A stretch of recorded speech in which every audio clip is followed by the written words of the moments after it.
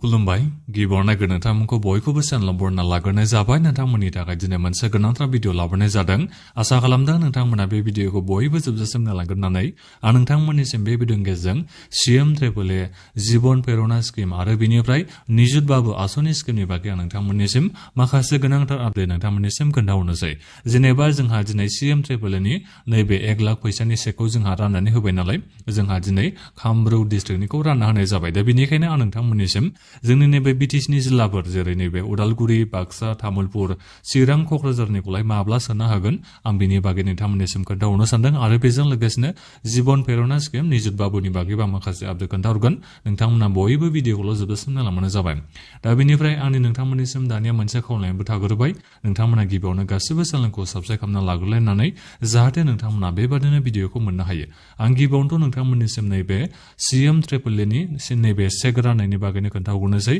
जेनेबा दिनैथ' जोंहा जागायजेनबाय दा बेनिफ्राय जोंनि नैबे क'क्राझार चिरां बाक्सा उदालगुरि तामुलपुरनिया माब्ला मोननो हागोन आं बेखौ नोंथांमोननिसिम खोन्थाहरनोसै नोंथांमोना मिथिना लादो जायफोर नोंथांमोना उदालगुरि बाक्सा तामुलपुर डिस्ट्रिक्टनि नोंथांमोना फैगौ फेब्रुवारिनि 16 तारिखआव नैबे CMAAA नि 1 लाख फैसानि नोंथांमोना चेकखौ मोननो हागोन नोंथांमोना बबे जायगायाव मोननो हागोननो तामुलपुर जायगायाव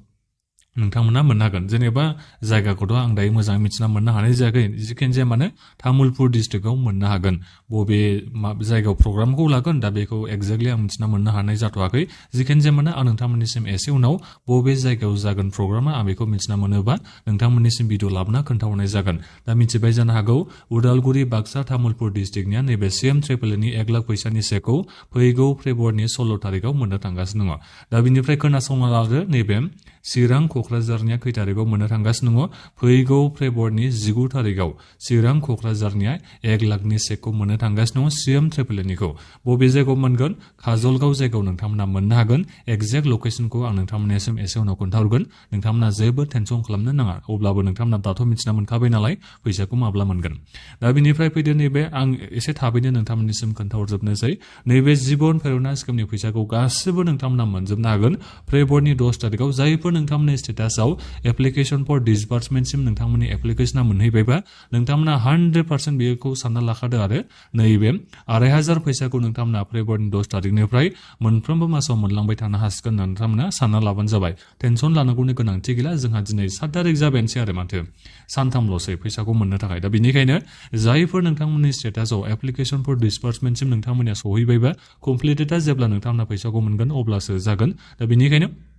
नोंथांमोननि एप्लिकेशना नैबे एप्लिकेशन फर डिसबार्समेन्टसिम मोनहैबायबा नोंथांमोना टेनसन लानो नांला नोंथांमोना जेबो गिनांगौ गैला रेजेक्ट बेबादि जेबो जाला नोंथांमोना नैबे 2500 फैसाखौ मोननो हाखासिगोन दा बेनिफ्राय नैबे निजुत बाबु आसनि स्किमनि फैसाखौसो नोंथांमोना माब्ला मोननो हागोन बेखौ दिनैसिमबो मिथिना मोननो हानाय जायाखै बिथांमोनाथ' बुंदोंमोन फेब्रुवारिनि 1 तारिखआवनो निजुत बाबु आसनि स्किमनि फैसाखौ जोङो 1000 2000खौ जोङो सोना हरसिगोन मासै मास होननानै बिथांमोना एनाउन्समेन्ट खालामदोंमोन नाथायबा दिनैसिमाव बे थारिखखौ मिथिना मोनफिननो हानाय जायाखै माब्ला बिथांमोना निजुत बाबु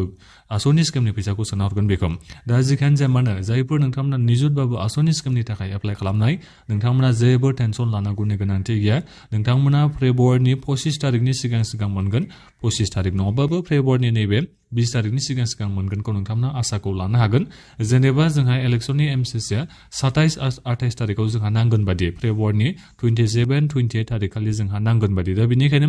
आसाम सरकारा नोंथांमोननिसिम बे फैसाखौ नैबे MCC नांनायनि सिगाङावनो सोखागोन नालाय दा बेनिखायनो नोंथांमोना एक्सपेक्टखौ लाबानो जाबाय जेनेबा नैबे फेब्रुवारिनि 20 तारिखनि बिथोराव नङाबा 25 तारिखनि बिथोराव नोंथांमोना मोनगोनखौ दा बे भिडिअनि गेजेरजों नोंथांमोननिसिम बेखिनि आपडेटखौनो खोन्थाहरनाय जाबाय आं एसे उनाव नोंथांमोननिसिम माखासे आपडेटफोरनि बागैबो खोन्थाहरगोन दिनै बेखिनि नैबे CMAAA बिनिफ्राय जिबन प्रेरणा बिनिफ्राय निजुत बाबु आसनि स्किमनि बागैनो आं नोंथांमोननिसिम बे भिडिअनि गेजेरजों आपडेटखौ खोन्थाहरनाय जाबाय दा बे भिडिअखौ नोंथांमोना गासिबो शेयार खालामनो हादो बेनिफ्राय माबाफोर नोंथांमोना सोंनांगौ दङबा दायो भिडिअनि कमेन्ट बक्सआव गासिबो नोंथांमोना कमेन्ट खालामनो जाबाय आरो गासिबो चेनेलखौबो नोंथांमोना साबस्क्राइब खालामना लालायदो जाहाथे नोंथांमोना बेबादिनो भिडिअखौ मोननो हायो दा बेखिनियानोमोन गोजोन्थों